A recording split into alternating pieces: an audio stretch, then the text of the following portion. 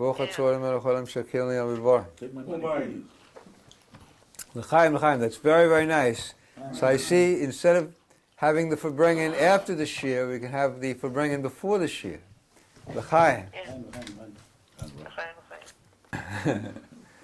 Okay, now we're going to start, Bezrat Hashem, today's class. So this is a class on the discourse that the Lubavitcher Rebbe Melech HaMashiach gave in the year 5752, 1992, Tafshin Nun Beit, on Parshas B'Shalach, Yud Gimel Shvat, Tafshin Nun Beit. And the Rebbe says that B'Shalach and Yitro, which is the Parsha afterwards, the Torah reading afterwards, is the preparation for the giving of the Torah.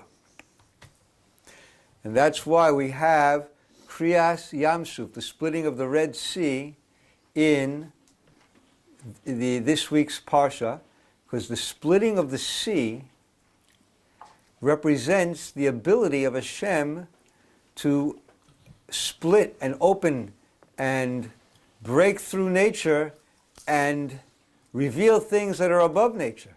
So that was like the start of giving the Torah, because that is the essence of the Torah, is something above nature that comes down into nature. Similarly, we see in Parshas B'Shalach that the conclusion of the Parsha is the wiping out of Amalek. That's the enemy. And that is also a preparation for the giving of the Torah, because that unifies, when Amalek is wiped out, it unifies Hashem's name, Yud-K and Vav-K. We also see that Yisro had to agree to get to say that Baruch Hashem, that Hashem is great, and through Yitro, he was a ger, and he did a convert, and he did Shuvah and became a religious Jew. And when he said, thank God, and he praised Hashem, and no one had really done that until then, that enabled the Torah to be given. You have to bring down, but he had done every single avodah zorah that there possibly was. And he came to the conclusion that this is the truth. Then when he said, thank God, this was after he really knew, thank God. Exactly. So that he said it knowing very well what all the alternatives were. Okay. Now, the Rebbe says that in addition to these parshas being a preparation for the giving of the Torah that we received already, it's also a preparation for the Torah that we're going to be learning when Moshiach comes, because it's one culmination. The giving of the Torah is the start of a process which culminates, it concludes and completes itself with the Torah that we're going to learn when Moshiach comes. Because the Torah is not going to be given again. Rather, hidden in the Torah that we received is the Torah that we're going to be learning when Mashiach comes. It's just hidden there, and it's waiting for Mashiach to come and reveal it. So the Rebbe says, where do we see the Torah of Mashiach in this week's Parsha? So the Rebbe says, it's very simple. How does the Torah reading start off? Vahi b'shalach paro, and it says, V'lo nacham elokim lelechet b'derech, V'lo nacham elokim derech eretz plishtim ki karov hu. That the simple way to go would have been through Eretz Plishtim, the land of the Philistines. But Hashem, he worked things out that the Jews would not go in the direct path, they would go in a roundabout path. So in Parshas Devarim, it talks about this path, and it says that the path was such a path that in 11 days they could have reached the land of Israel. 11 daily journeys. But they did not do it in 11 days. They went in a roundabout way, and with all the various things that happened to them on the way, it took, instead of 11 days, it took 40 years. So everybody, including Rashi and all the people who explain the simple meaning of the Torah, and it is the simple external meaning, says that it's either a punishment, that they weren't fitting to go in 11 days, and they did lousy things and they got punished for it, or perhaps we could say that it was a preventative measure, that if the Jews would have been given the opportunity to go in a direct path, they might have just directly gone back to Egypt or something like that. So however you look at it, no one really sees this idea of, instead of going in 11 days, having it take 40 years, everyone sees it as a sort of negative connotation. It was like not to the praise of the Jewish people. And the Rebbe says, no, we are now involved in the Torah of Moshiach, and when we're learning the Torah of Moshiach, everything is good. And the 11 days mentioned is, in fact, 11 journeys representing 11 levels that it takes to get from Egypt, from Gullus, to the land of Israel, which represents Geula. Why does it take 11 journeys specifically? The answer is very simple. 11 is 1 above 10. The world runs on a base of 10, base 10. There are 10 spheres, 10 kochos, 10 powers, faculties, 10 emanations. The whole world runs on a power of 10. And 11 represents 1 above 10, meaning 1 above the natural faculties of the world. So when we say that there are 11 journeys to go from the world mindset to an above the world mindset, we are literally saying that it involves 11 journeys, because you first have to utilize fully all your 10 natural powers, and then through that you can reach the next level, which is 1 above 10, which is the level of godliness above the world. And that's why there are 11 journeys to get to the land of Israel.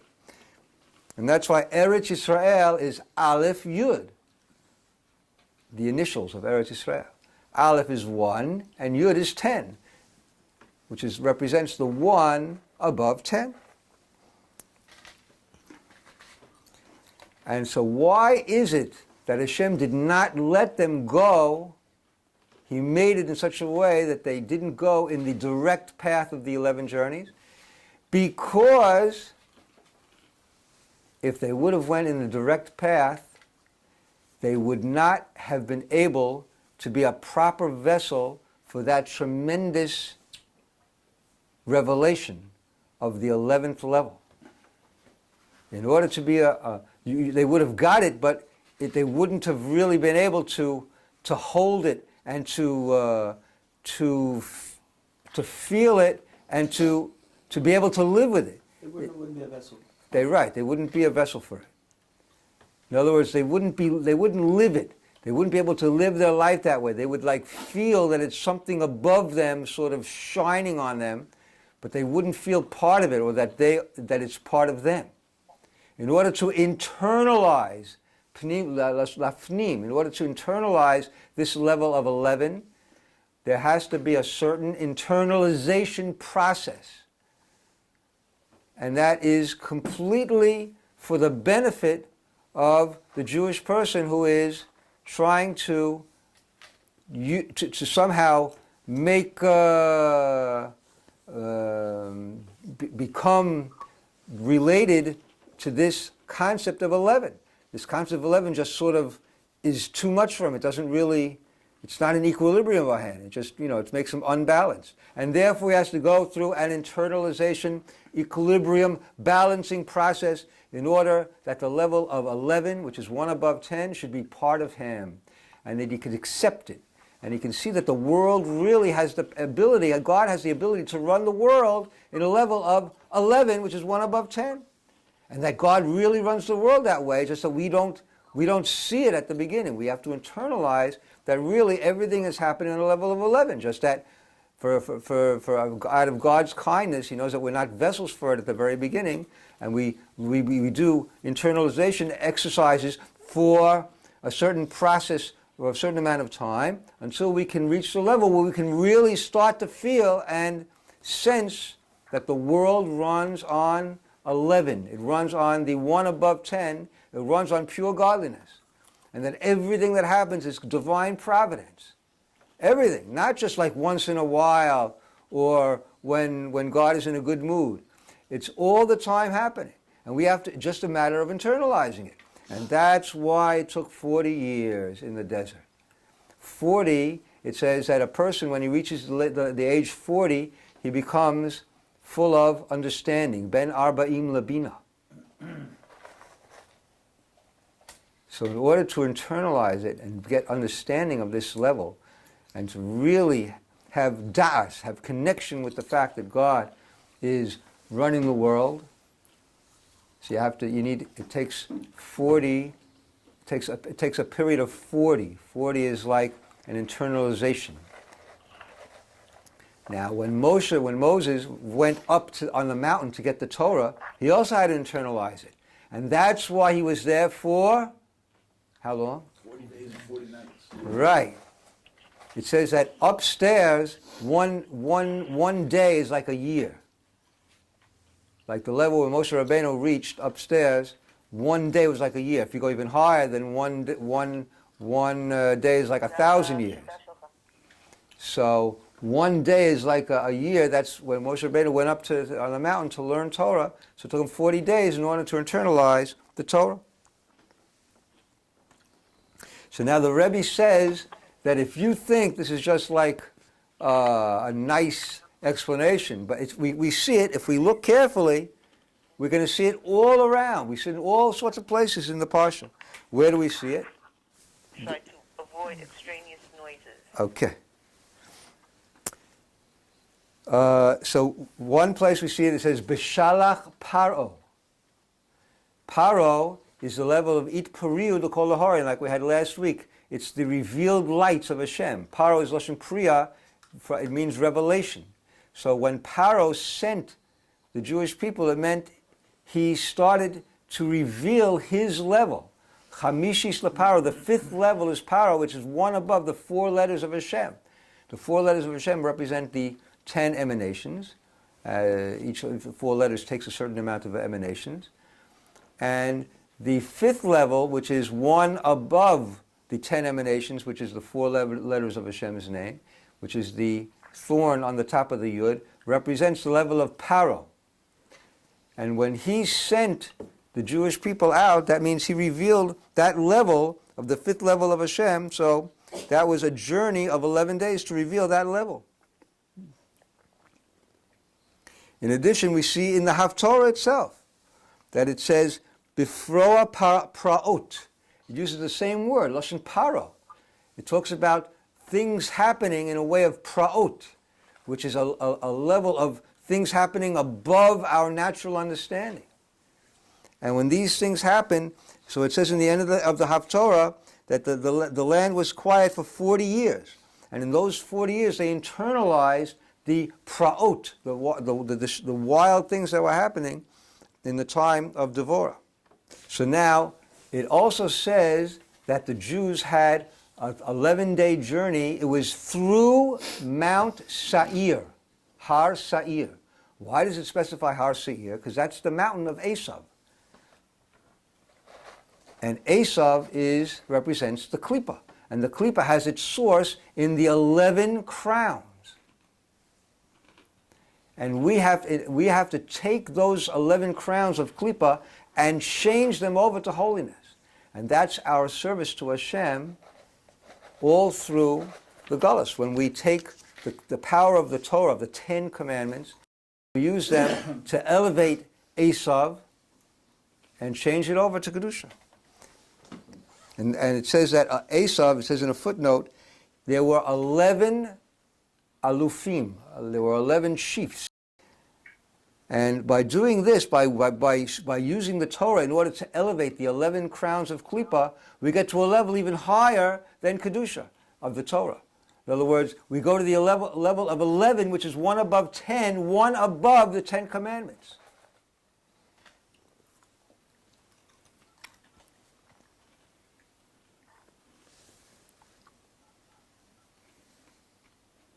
So that's why Amalek is from the seed of Esau. He's the grandson of Esau.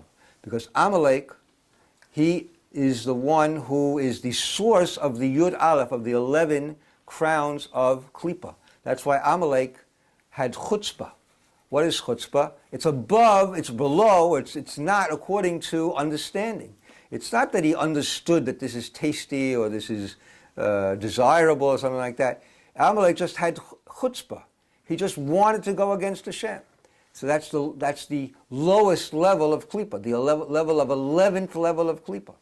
And the Jews have to elevate that, which is fitting for Yud Shvat, because it talks about shtus to Kedusha. Instead of just doing chutzpah of Klippa, it's doing chutzpah of Kedusha. Just to do things which are holy without any particular plan or account that if you do this, I'll get something good from it, or it'll be good for me. Just to do it, even though it might not be that anything will come good from it, for you, but just to do it above cheshbon, above accounting.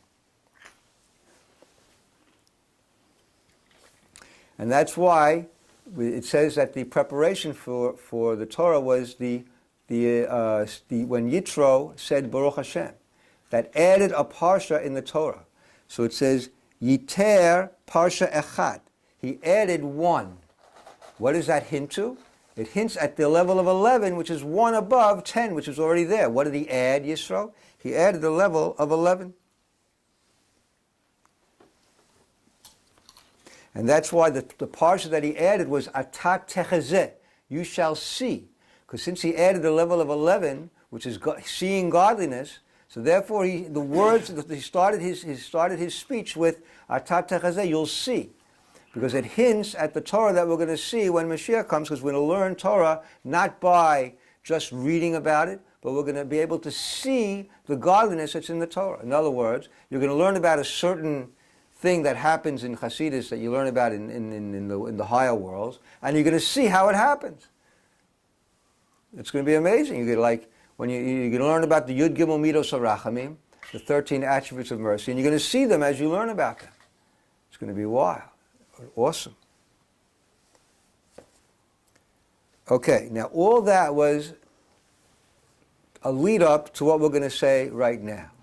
After the Rebbe talks and displays and uncovers and reveals to us how the whole Torah this whole parsha is not like the 11 journeys is not like a punishment that we didn't do at 11 journeys. Rather, the 11 journeys is a high level. It's one above 10. And in order to internalize it, you need 40 years.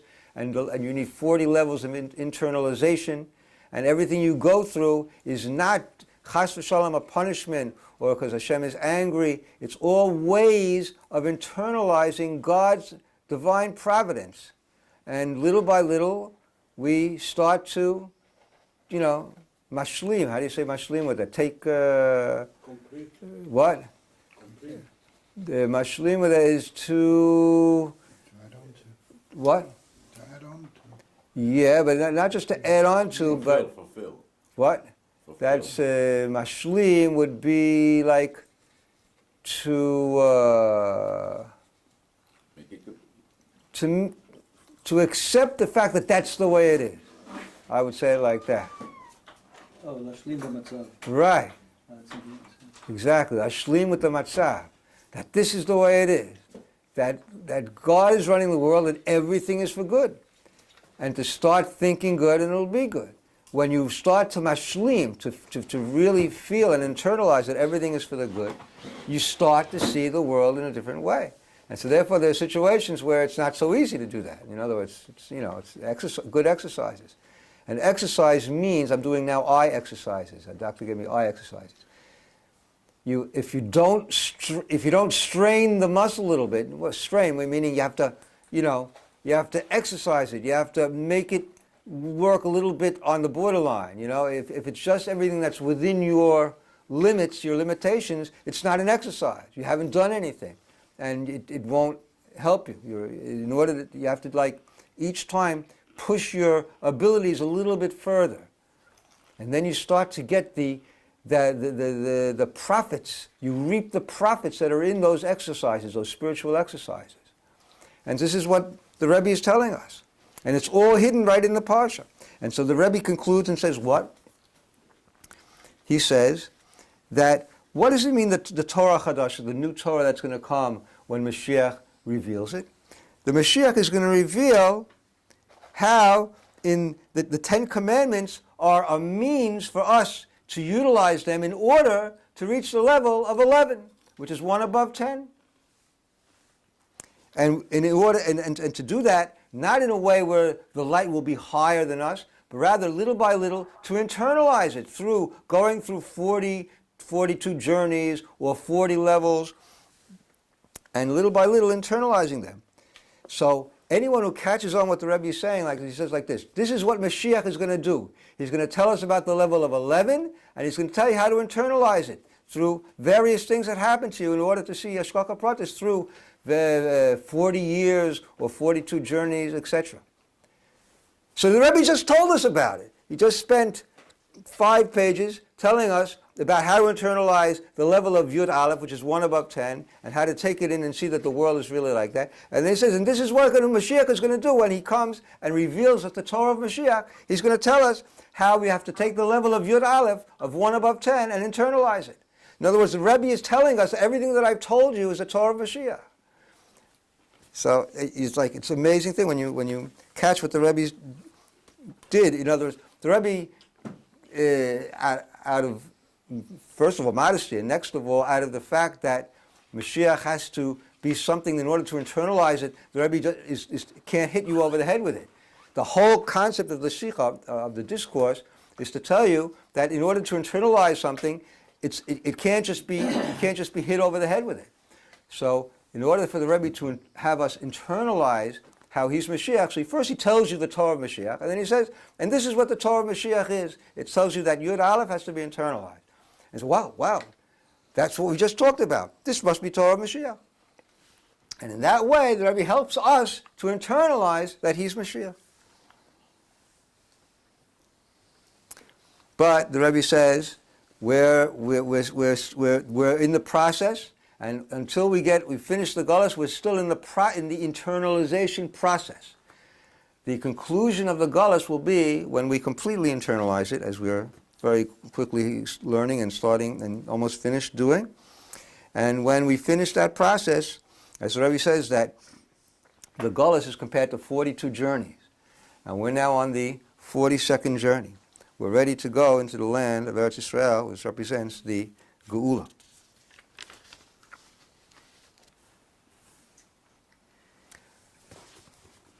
So we've made our main point, and now the Rebbe is going to connect it to Shabbos Shira. We have to connect all that we've just said with Shabbos Shira, which is this Shabbos. The Shabbos of song, because we read the song of Moses. Okay, first of all, the Rebbe says that Shira, song, is an aliyah. It brings a person up. It makes a person rise up in level from one level to a next level. If a person wants to get above his level, one way to do it, and even the best way to do it, the advisable way, is through song.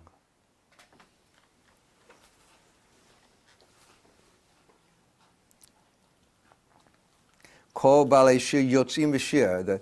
By song, you go out of your situation and you go higher. Okay, so now in the Torah there are various songs. The first song is the song that we have this week is Az Yashir, which is Az Yashir is Aleph Yud. It's 1 above 10, because through the song of Moses, we're going to get to the level of Latid Lavo, as the conclusion of the song of Moses, Az Yashir, we're talking about the third Beis HaMikdash. So it says that there are 10 songs. The 10th song is going to be the song of Moshiach. And that's why 9 of the songs, it says Shirah, which is in the feminine. And the 10th one is in the masculine. Because the difference is like this, Rebbe explains. The first 9 songs is an aliyah. It means you're going up. Because it's the song of the makabel.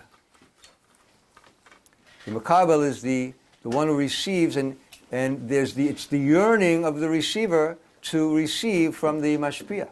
But the 10th song is the song which is when she does receive, and she's clinging to her source, like the story that that's been publicized on WhatsApp, which is that Rav Führer went with a gvir, a rich person. They went together to the Kotel, and Rav Führer, he deals with health problems.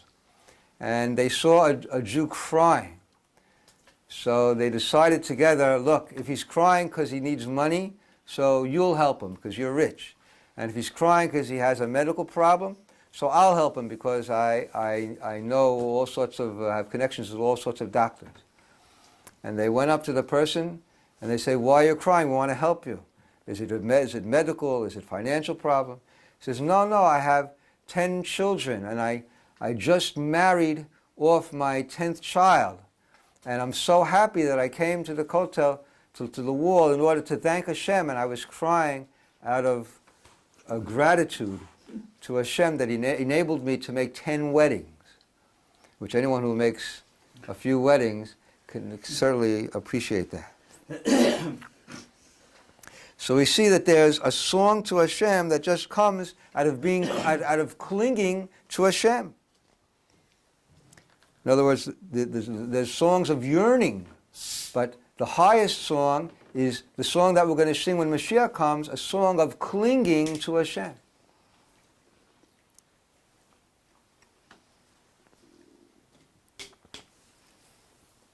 So now we have to connect this to Yud Shvat.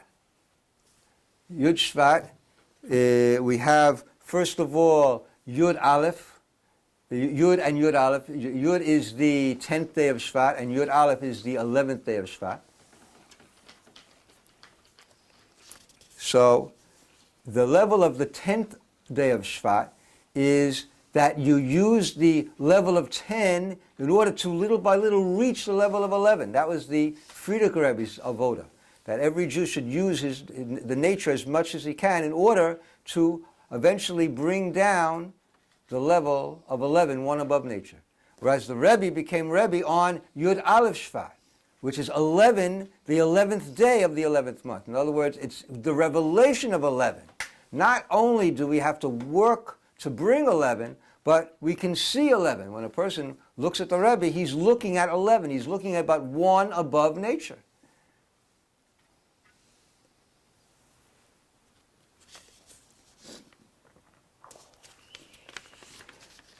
So the Rebbe says that, to be more specific, we start with 11, which is one above nature. And then with that, we go to Shabbos B'Shalach, which is Yud Gimel, which is the war to defeat Amalek, which takes even the Klippa, even the 11 of the Klippa, and changes it over into Kedusha and brings out the Emes in the world. And then from that, we reach Tes Vav, which is this coming Monday, which is Tu B'Shvat, which is the fruits of Eretz Yisrael. And these fruits represent the Geula. When we eat the fruits of Eretz Yisrael on Tu B'Shvat, we have to have kavanah that this is, in a little sense, a little taste of Geula. The tainug that we have from eating these fruits of Eretz Yisrael is going to be like the tainug we're going to have from the fruits of our avoda, of our service to Hashem, all through the Galus.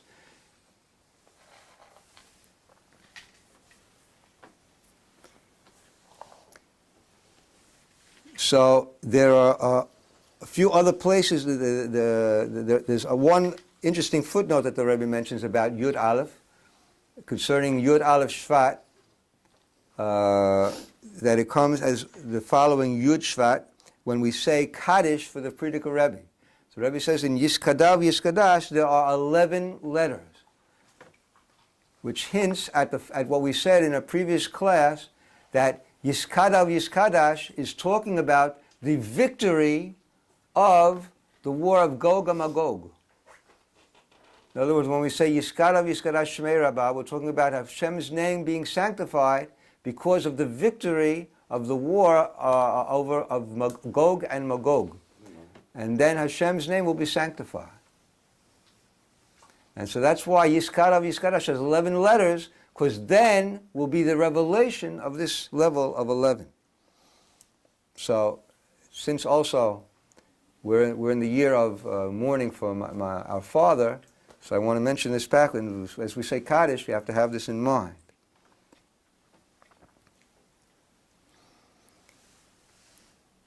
The Rebbe also says that the level of 11 hints, it has its source in the 11th day of the first month, which is the 11th of Nisan.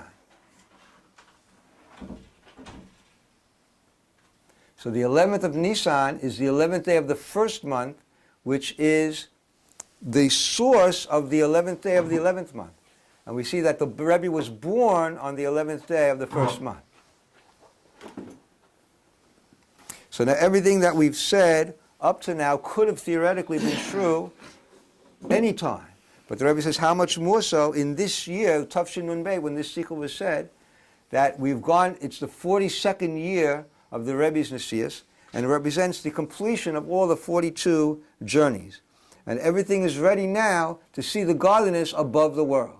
And therefore, that's our avoda now, to start to see it.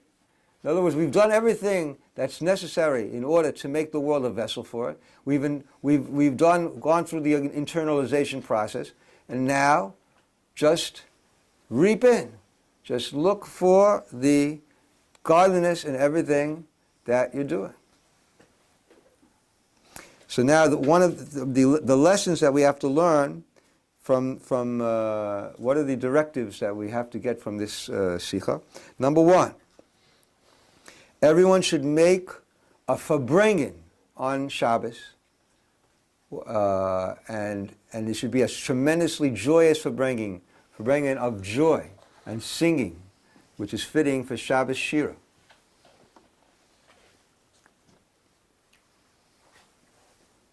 Number two, it's also the Shabbos after Yud Shvat, and it's an elevation of everything that we've done on Yud Shvat and Yud Aleph Shvat. Number two, the Rebbe says we have a directive of how to daven. When we daven to Hashem, we need two things. Number one, the thing that we've had all the time, a yearning to cling to be close to Hashem, a yearning to go out of our situation and go to a situation of revelation of godliness. That yearning is always there, and we need that also. But together with that, we need a feeling of dveikus, of clinging to Hashem, because of the joy of the fact that Moshiach is imminently coming. In other words, the idea that there is a yearning for Hashem, that was always there. But now the Rebbe says, Achshav, the Rebbe says in bold letters, we now have to have, in addition to a song in our davening, from a song out of yearning, the song has to, and a desire to go up and out of our situation, the song has to be a song of happiness because Hashem is revealing himself to us. In other words, a song of regish, of simcha from the Geula coming now. And this will start to reveal the Geula in a specific way and in a general way.